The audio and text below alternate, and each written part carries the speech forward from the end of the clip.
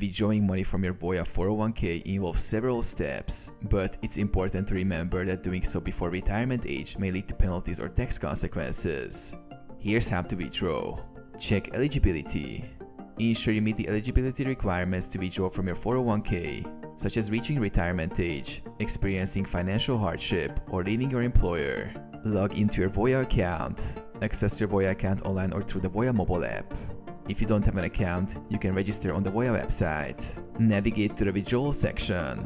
Once logged in, go to the transactions or withdrawal section. Choose the type of withdrawal you want to make: full, partial, or a rollover to another retirement account. Choose withdrawal method. Voya typically offers several payout options, including direct deposit to your bank account or a check sent by mail. Select your preferred method. Complete required forms. You may be required to complete withdrawal forms. If you're younger than 59, you may need to provide additional documentation or acknowledge the tax consequences. Tax implications. Keep in mind that withdrawals are subject to income tax, and early withdrawals may incur a 10% penalty.